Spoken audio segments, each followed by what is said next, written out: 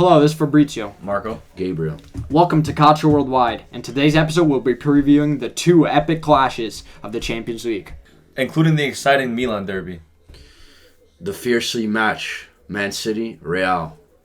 All right, guys. So right off the bat, the derby. This was a shock. We didn't all predict this. I think we all called a tie, correct? I called that Yeah. One team came out swinging, and they did exactly what they should have done, and the other decided to wait the last 20 minutes, Not maybe. last 20, second half. Second half, but I mean, even then, it was more because Inter let them. I disagree. No, listen. I disagree. Really? So they scored twice. And then what do classic Serie A teams do? They sit back and they Inter watch for didn't the sit other back. team. Yeah, it wasn't. Yeah, Inter had a lot of First chances. half they didn't. Second half they started that way. That's exactly how they were forced started. to defend more because Milan actually changed their play style in the second half. They played better, and it was making Inter Well, forced to what does a defend good more. coach do? They adapt to what the other coach is doing, correct? Listen, it worked. Inter though. gave it to them. It worked. That's not what a No, good listen. coach Inter does. gave it to them. What is a good coach just A good coach does not adapt. A good coach shouldn't adapt to another coach. He should adapt to his own method.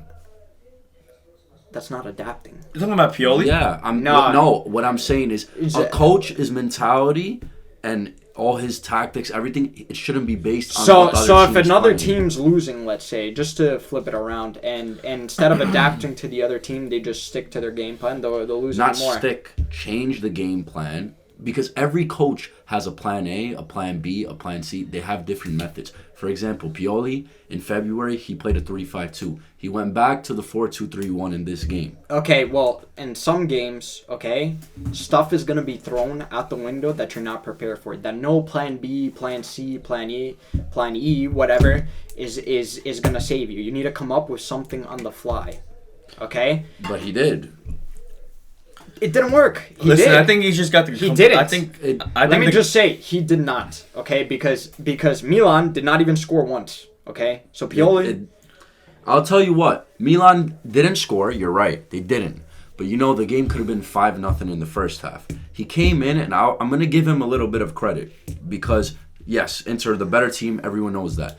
Give Milan a bit of credit, and I'll tell you why. The game could have been lost 5-0, and they did have many chances in the second half. But that was more due to Inter missing those chances than anything Milan did. Listen, at the end of the day, Pioli got it wrong. It's 2-0, yeah, but it could have been worse. And I think coming into the next leg, they had to change a lot of things because they're losing 2-0. Exactly. They need to score. They're 2-0 down already. I know you have the full game, but if they play like the way they did, it's a loss. You're saying, with or without Leao. Yeah. I mean, look, listen.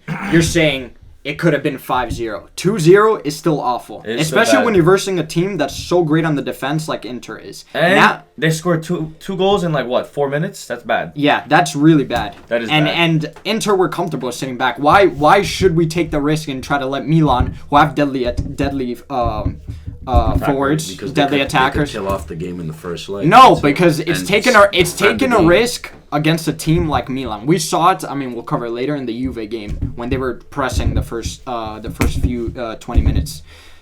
You cannot mess around with teams like this. Italian teams, we watch them all the time, guys. We're cautious. We're tactical.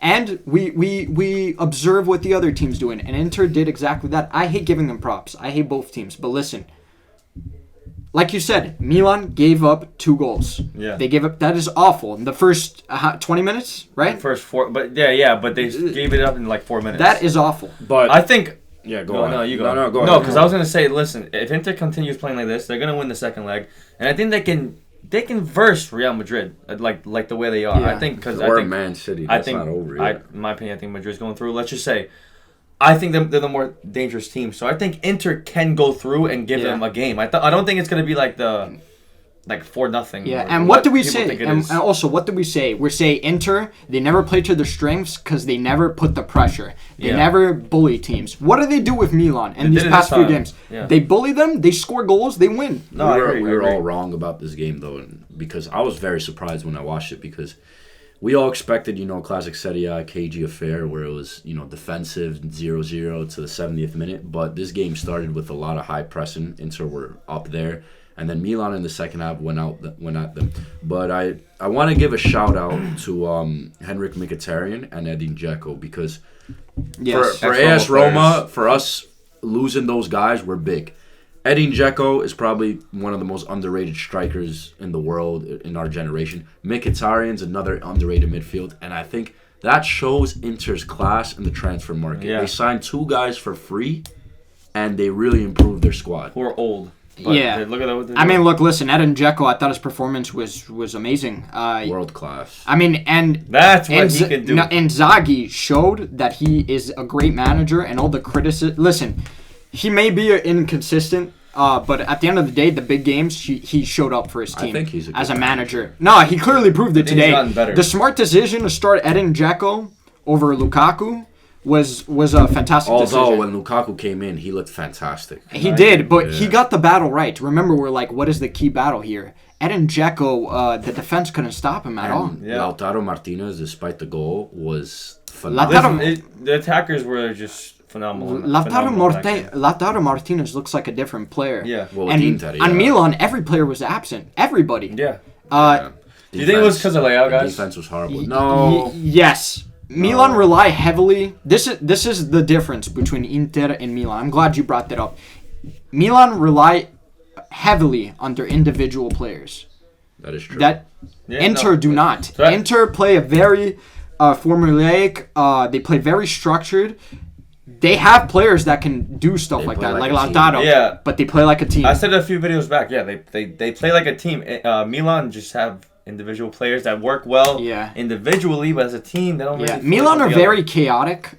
Inter are more organized. I mean, Milan are obviously organized too. They're an Italian team, but for an Italian team, they're more chaotic. Yeah. They live to bite you in the moments you mess up. But like we said, they rely heavily on their players. Leao wasn't there.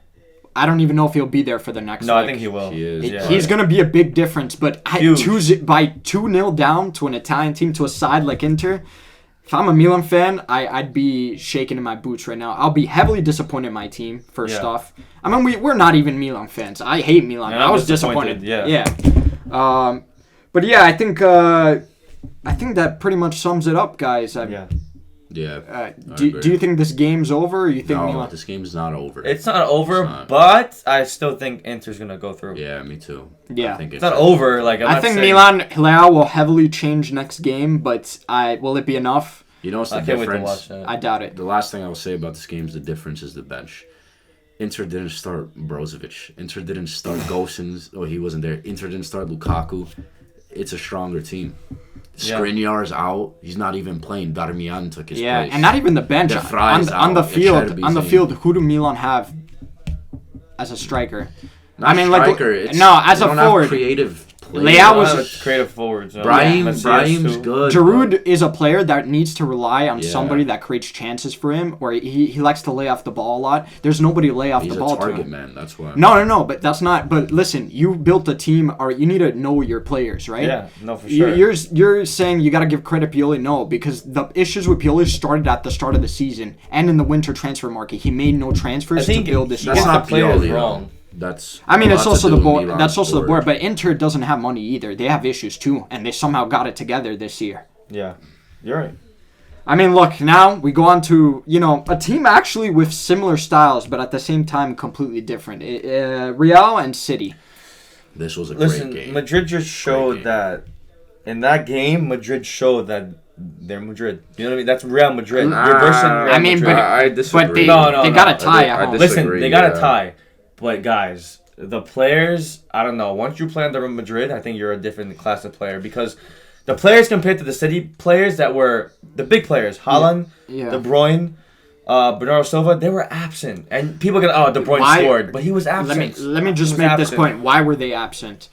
I'll tell you one reason, but go ahead after. No. Okay, just let me say this. This was a battle of two masterminds with two different philosophies. I'm talking about the coaches. Mm-hmm. I'm talking about Guardiola and Ancelotti. Yeah. Now, you got Guardiola, who has more of a new school mentality. He's a system-based manager. So all the players he has are supposed to fit the system. Yeah. They don't have freedom. They don't have creativity. Nope. In some cases, that works, all right?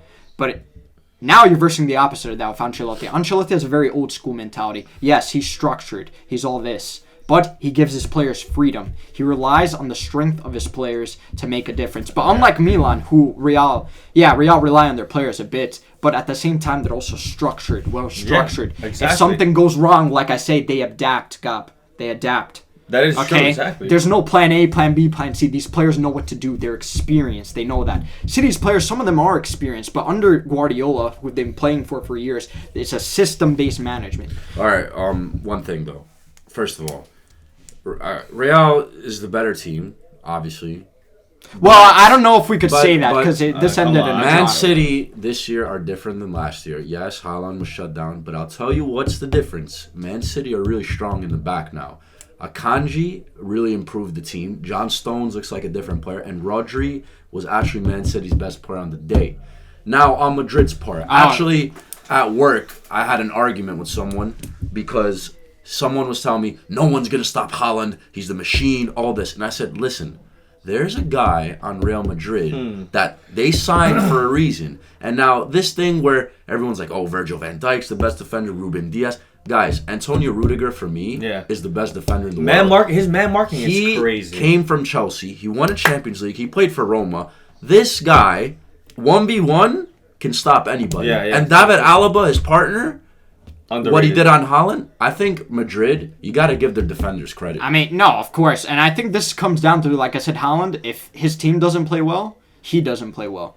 He's not a player that will pull something out of nothing when the rest of his team is doing nothing. That's the story of a lot of strikers. Real Madrid, though, has that. The Vinicius goal. That left me with my jaw wide open. I do think De Bruyne was better. Wait. Me too. Wait, we'll get into that. But Vinicius, that came out of nothing. I think this... Camavinga.